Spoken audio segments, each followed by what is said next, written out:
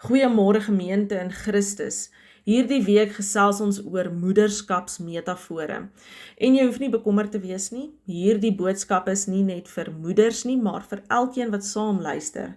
Ons kyk spesifiek na Paulus se metafore, want hy gebruik metafore om ons verbeeldings oop te maak, die mense vir wie hy geskryf het se verbeeldings oop te maak en assosiasies te skep wat uiteindelik weer gevoelens opwek. Ons leef in 'n wêreld waar mense dikwels praat sonder om werklik teenwoordig te wees. Woorde is volop, maar warmte is skaars. Nou Paulus herinner die gemeente in Thessalonika in 1 Tessalonisense 2 vers 7, ons was liefdevol en sag onder julle, soos 'n ma of 'n moeder wat haar eie kinders koester.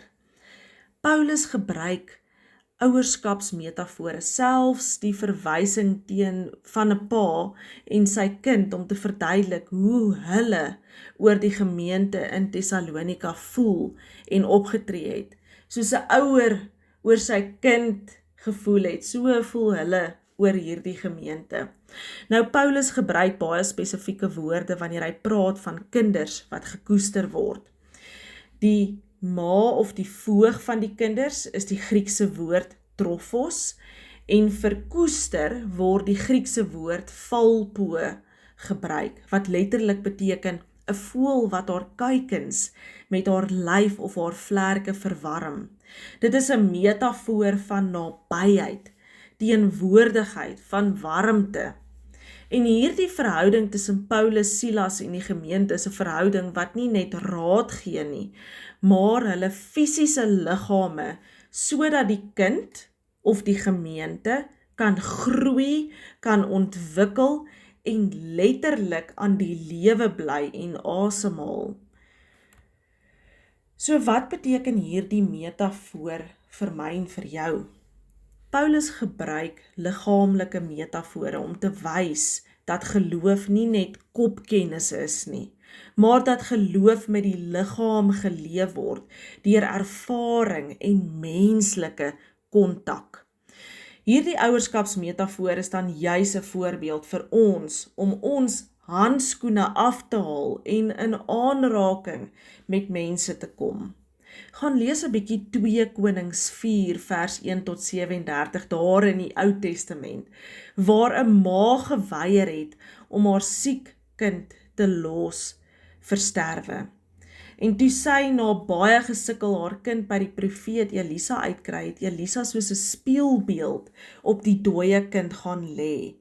En dan moet ons weet, dit is in 'n tyd gewees waar dit hoogs onrein was om aan 'n dooie mens te gevat het. En hy gaan lê, hande op hande, oë teen oë, mond teen mond, letterlik soos 'n spieelbeeld bo op daardie kind.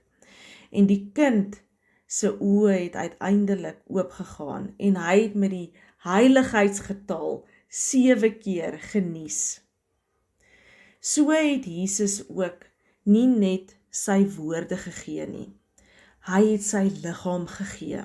Sy teenwoordigheid bring lewe.